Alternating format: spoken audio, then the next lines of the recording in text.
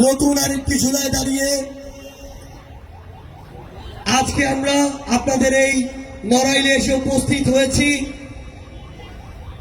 একটা অভ্যুত্থান ঘটার পরে আপনাদের সামনে এভাবে রাজনৈতিক দলের একটি অংশ হয়ে আমাদের দাঁড়ানোর কথা ছিল না, কিন্তু আমরা যখন দেখছি যে এক বছর যেতে না যেতেই আরেকটা জুলাই আসতে না আসতেই ঠিক আগের মতো প্রত্যেকটা জায়গায় একইভাবে চাঁদাবাজি হচ্ছে, আগের মতোই মাদকের সিন্ডিকেট গুলো চলছে, আগের মতোই দুর্নীতির আখড়াগুলো চলছে, আগের মতোই বিভিন্ন জায়গায় তোষামতি তেলবাজি এই যে কালচারগুলো, এই কালচারগুলো বিভিন্ন সরকারি অফিস আদালত থেকে শুরু করে প্রত্যেকটি জায়গায় চলছে।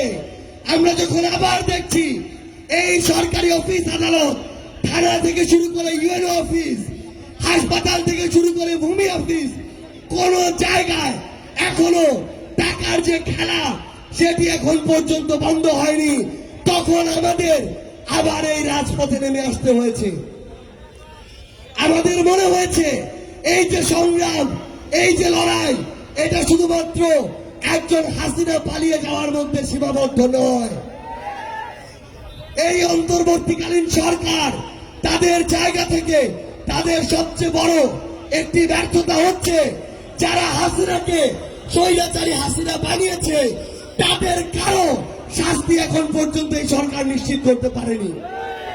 আপনারা যদি দেখেন ওই জুলাই আগস্টে আমলাতন্ত্রের সচিবালয় থেকে শুরু করে সরকারি অফিসে বিভিন্ন নামে বেনামে বিভিন্ন সরকারি কর্মকর্তা কর্মচারী হাসিনার তোষামোদি করতে রাজপথে নেমে এসেছিল, কিন্তু যারা সরকারি সুযোগ সুবিধা নিয়ে হাসিনার তোষামোদি করতে জনগণের বিপক্ষে গিয়ে রাজপথে নেমে আসলো, তাদের শাস্তি এখন পর্যন্ত কেন নিশ্চিত করা হলো না?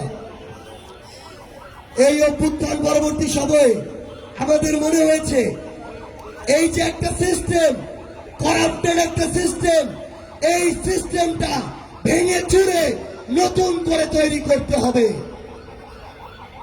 একটা নষ্ট, একটা খারাপ, একটা মেয়াদোত্তীর্ণ বাড়ির মালিককে আমরা হটিয়েছি, কিন্তু ওই বাড়িটাকে ধ্বংস করে এখন সেখানে নতুন করে জনগণের আকাঙ্ক্ষার ভিত্তিতে আগামীতে বাড়ি নির্মাণ করতে হবে।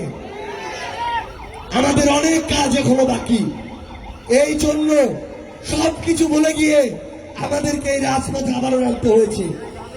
কিন্তু এই 10 মাসে 11 মাসে কিংবা 1 বছরে আমরা এমন অনেক বিষয় দেখেছি, শুধুমাত্র রাজনীতিবিদরা, শুধুমাত্র সরকারি কর্মকর্তা কর্মচারীরা কিংবা আমলাতন্ত্রের অনেকে তাদের জায়গা থেকে ভালো হলে কাজ হবে না।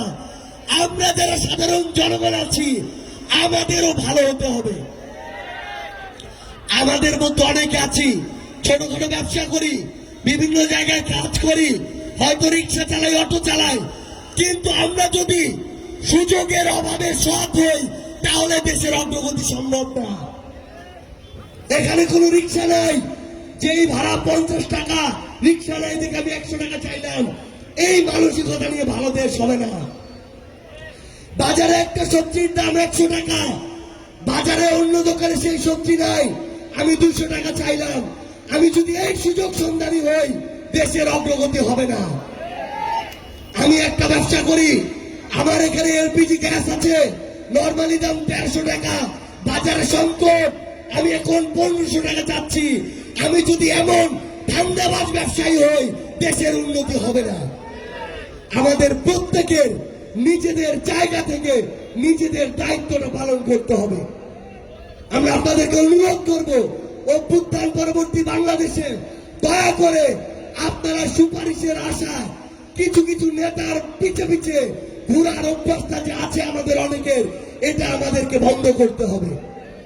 আমি আপনাদেরকে অনুরোধ করব, ভোটের আগে দয়া করে আপনারা আপনাদের বিবেককে, ব্যক্তিত্বকে 500-1000 টাকার কাছে বিক্রি করে দিয়েন না। আমরা আপনাকে অনুরোধ করব, ওই একদিনে একজন নেতার কয়েকটা টাকার কাছে বিক্রি বিক্রি হয়ে ওই নেতার কাছে নিজেকে 5 বছরের জন্য বিক্রি করে দিয়েন না। একজন নেতার কাছে 1000 টাকা নিয়ে একটা ভোট যদি আপনি দেন, ওই নেতা পরের 5 বছর আপনার কাছে 10 টাকা নিলে তাকে দায় দেওয়ার মতো বিবেক আপনার থাকে না, তাকে দায় দেওয়ার মতো অধিকার আপনার থাকে না। তাই আপনাদেরকে অনুরোধ, আমরা যেন প্রত্যেকে নিজের জায়গা থেকে নিজের দায়িত্বটা পালন করি। আমরা যেন দলের দাস না হয়ে যাই, আমরা যেন মার্কার দাস না হয়ে যাই, আমরা যেন ব্যক্তির দাস না হয়ে যাই। সৃষ্টিকর্তা যে বিবেক বোধটা দিয়েছেন, এটাকে কাজে লাগিয়ে সবচেয়ে ভালো মানুষটাকে যেন আমরা আমাদের প্রতিনিধি নির্বাচিত করি। আমরা যদি একটা কাজ করতে পারি, আমরা বিশ্বাস করি আগামীতে আমাদের স্বপ্নের বাংলাদেশ আমরা ঐক্যবদ্ধভাবে করতে পারবো। সে পর্যন্ত যারা সত্যের পথে থাকবেন, ন্যায়ের পথে থাকবেন, আপোষহীন থাকবেন, আপনাদের সাথে আমাদের আবারও দেখা হবে লড়াইয়ের রাজপথে, অথবা বিজয়। ইনকিলাব জিন্দাবাদ।